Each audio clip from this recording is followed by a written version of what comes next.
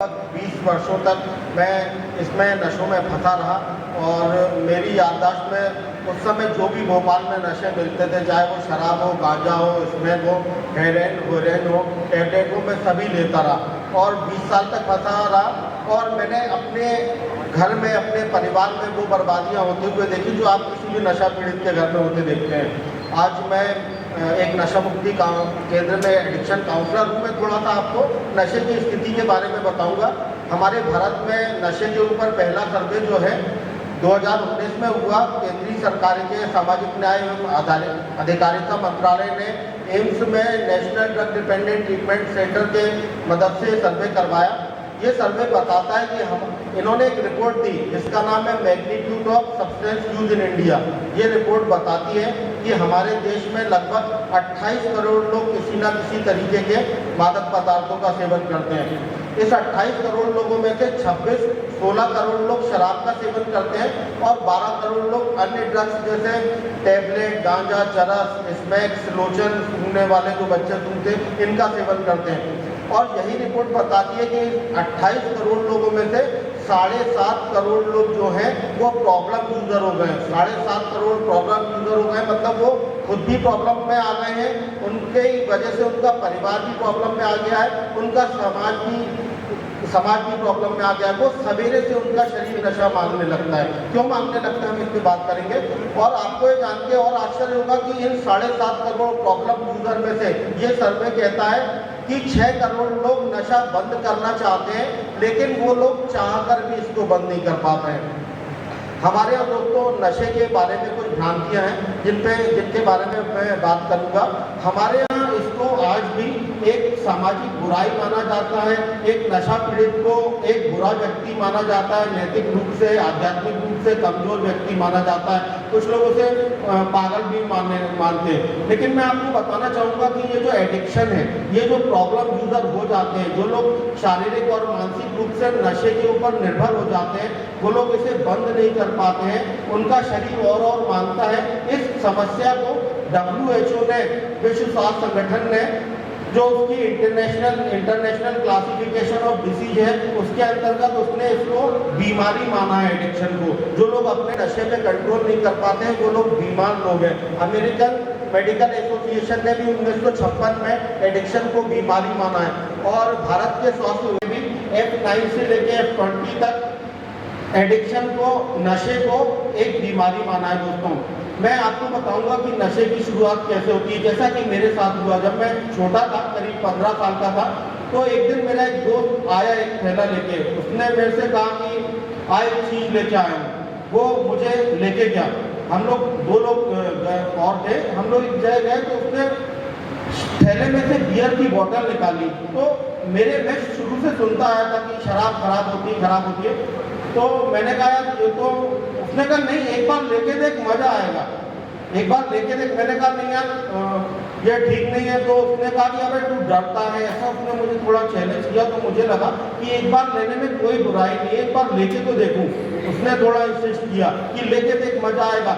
और आपको मैं बताऊं 95% केसों में कोई भी मादक पदार्थ का सेवन करवाने वाला कोई बच्चा ही होता है जो दूसरे बच्चे को कहता है कि लेके देख, मजा आएगा, क्योंकि वो लेके देख चुका रहता है। और बदकिस्मती की बात यह है कि इन चीज़ों को लेके देखने पे मजा ही आता है, अच्छा ही लगता है। ये बदकिस्मती की बात है। अगर कड़वा लगे, बुरा लगे तो आदमी इसमें फंसे नहीं। इसको लेने पे अच्छा लगता है, क्योंकि इसके इन मादक पदार्थ जो भी सिगरेट है, गांजा है, चरस है, इनके अंदर ऐसी प्रॉपर्टी है कि जब हम इनको लेते हैं तो हमारे माइंड में एक डोपामिन नाम का हार्मोन, एक हैप्पी हार्मोन है, ये रिलीज होता है। इसके कारण लोगों को अच्छा लगता है। वो जो कोई कहता है ना लेके देख, मजा आएगा, वो निश्चित ही मजा आता है, प्लेजर फील होता है। तो मुझे भी अच्छा महसूस हुआ, मुझे भी मजा आया। मैं एक शर्मीला सा बच्चा था, जो बच्चे होते ना जिनको शादी में खींच के नचवाना पड़ता है, तो मैं वैसा था। लेकिन जब मैंने वो बियर पी, मैं शराब पीने लगा तो मैं खुल के नाचने लगा। जिनसे मुझे थोड़ा डर लगता था मैं उनसे लड़ने लगा, उनके ऊपर चिल्लाने लगा। एक मुझे किक थी शुरू में, मुझे अच्छा महसूस हुआ।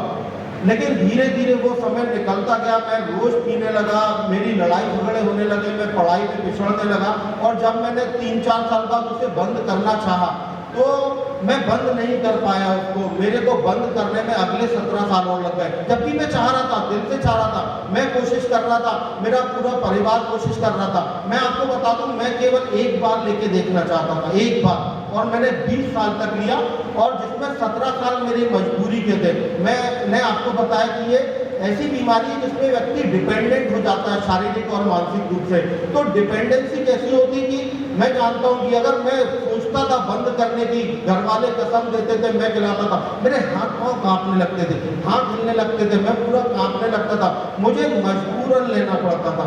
इनको हम विड्रावल सिम्टम्स कहते हैं। हमारी बॉडी ऐसी डिपेंडेंट हो जाती है इन चीज़ों की कि यदि वो हमको नहीं मिले वो पदार्थ, तो हमारी बॉडी नॉर्मल फंक्शन नहीं करती। आप देखते हो कि सिगरेट और गुटखा खाने वालों को, उनको अगर सवेरे सवेरे वो सिगरेट गुटखा नहीं मिले तो एक नॉर्मल मोशन होना कितनी नॉर्मल बात है, उनको मोशन नहीं होते हैं। तो जब मैंने बंद करने की सोची, मैं बंद नहीं कर पा रहा था क्योंकि बॉडी उसके ऊपर डिपेंडेंट हो गई थी।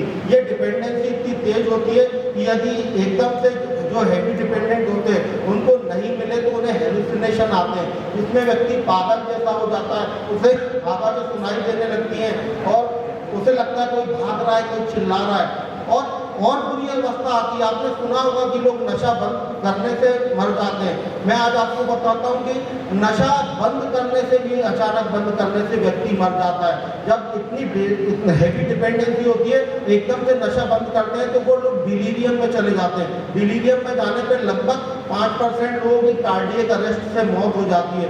तो में जो मजे के लिए जो हम चीज लेते हैं वो हमको ऐसा मजबूर कर देती है, उसका ऐसा गुलाम बना देती है कि यदि अब हम उसे नहीं लेंगे तो मर जाएंगे। थानों में बहुत से लोग इसी कारण मर जाते हैं कि पुलिस उन्हें बंद कर देती है, उनको नशा नहीं मिलता तो मर जाते हैं। पुलिस को मजबूरन थानों में लोगों को इसमें हेरोइन शराब देनी पड़ती है, और बहुत से लोग अपने बच्चे को नशा बंद करवाने के लिए कमरों में बंद कर देते हैं, तो वो अगले दिन उसे नहीं मिलती है ना, तो 1-2 दिन बाद उसकी लाश ही निकलती है। तो इसके लिए ये एक बीमारी है, हमारे समाज में इसको लेके एक भ्रांति है, ये एक बुराई है। एक नशा पीड़ित जो कि एक व्यक्ति, एक बीमार व्यक्ति है, उससे अपेक्षा की जाती है कि वो अपनी विल पावर से इसे ठीक कर ले। आप देखिए, विल पावर से बीमारी को ठीक करने की बात की जाती है। हम कोई भी छोटी सी बीमारी को भी विल पावर से ठीक नहीं कर सकते हैं।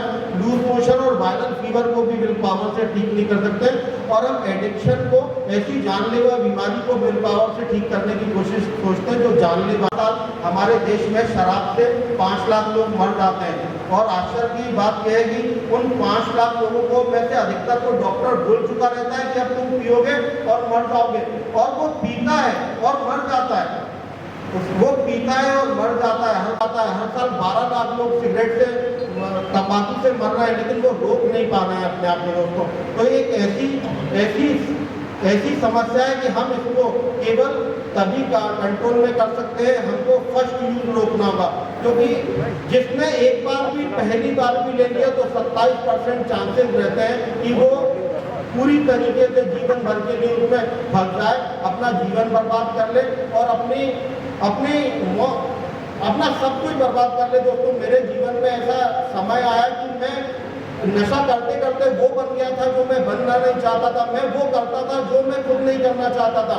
मैंने नशे के लिए, शराब के लिए, स्मैक के पैसों के लिए अपनी माँ को गालियाँ बकी, अपनी वाइफ को मारा, मैंने नशे में अपने बच्चों को मारा। ये सब मैं करना नहीं चाहता था। आज मैं जैसा हूँ, मैं कभी सोच भी नहीं सकता। नशा पीड़ित वो करने लगता है। ये एक ऐसी बीमारी है जिसमें जो विक्टिम होता है वो विलेन बन जाता है। पीड़ित जो होता है वो ऐसे काम करने लगता है मजबूरी में जो उसे विलेन बना देते हैं। तो दोस्तों, बस हमारे पास उपचार यही है कि हम अपने बच्चों को शिक्षित करें कि वो पहले बार के झांसे में ना आए, कि एक बार भी लेके ना देखें, क्योंकि एक बार उन्होंने लिया तो फिर निकलने की संभावना बहुत कम है। आदमी चाहकर भी नहीं निकल पाता और मर जाता है। आप लोगों ने सुना और विभाग ने मुझे बोलने का मौका दिया। आप सभी का बहुत बहुत धन्यवाद।